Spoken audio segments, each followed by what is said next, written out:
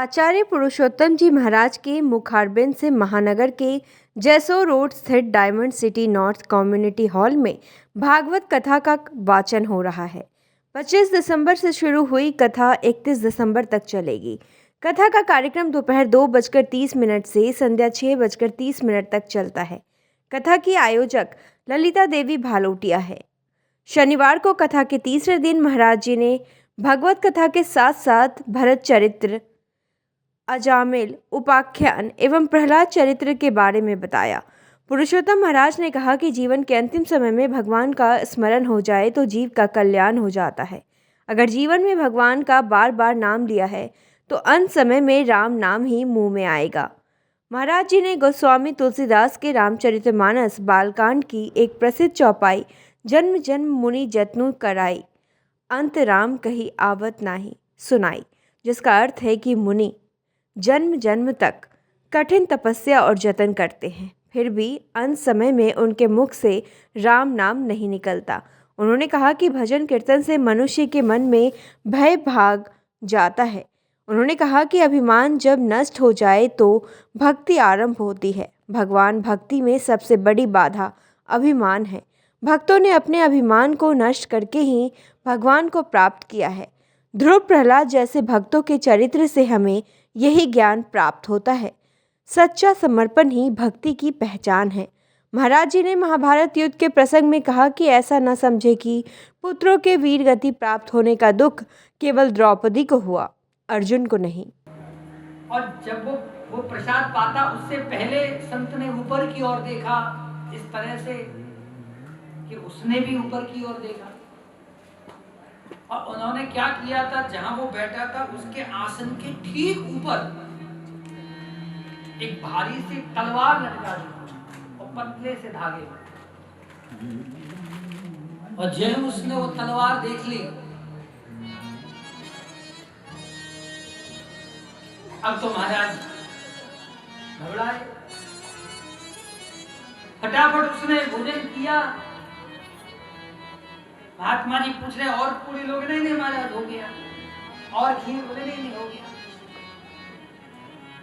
प्रसाद पाया, उठ करके हाथ धो करके दूसरी जगह जाके बैठा, तब जाके उसने चैन की सांस ली।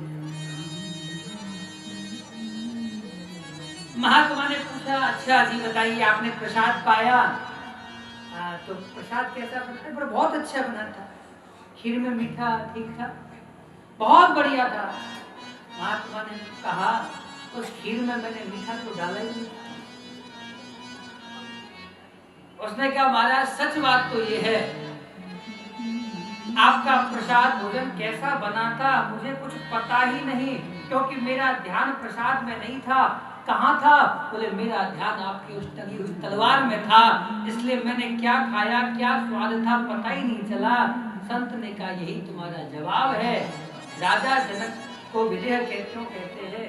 देह होकर के भी जिसका देह में ध्यान न हो वही विदेह है। पुरुष का हृदय कठोर होता है पर माँ होती है।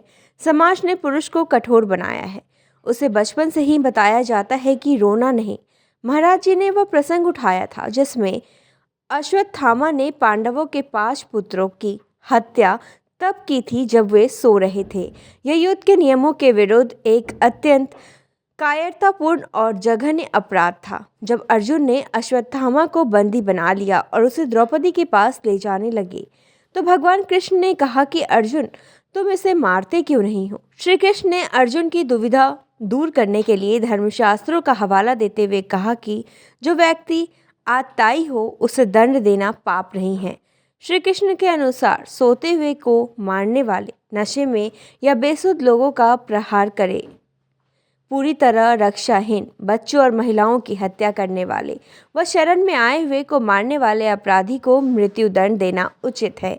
कथा के श्रोताओं से कम्युनिटी हॉल खचाखच भरा हुआ था और इसमें अच्छी खासी संख्या महिलाओं की थी। सभी कथा श्रवण कर रोमांचित महसूस कर रहे थे।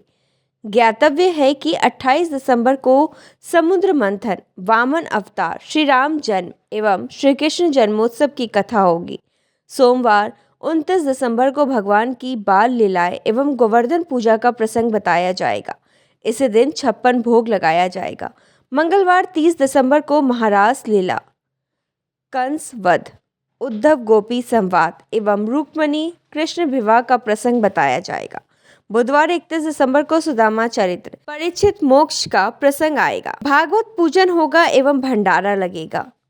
उल्लेखनीय है कि 25 दिसंबर को सुबह शोभा यात्रा निकली थी। श्रीमद् भागवत महात्म्य कथा एवं मंगलाचरण का आयोजन हुआ था। शुक्रवार 26 दिसंबर को सुखदेव आगमन, कपिल देवहूति संवाद एवं ध्रुव चरित्र कथा कही गई। कार्यक्रम के आयोजन में प्रवीण चांद, पंकज कुमार, श्याम सुंदर, आयुष भालोटिया का भी सक्रिय सहयोग मिल रहा है।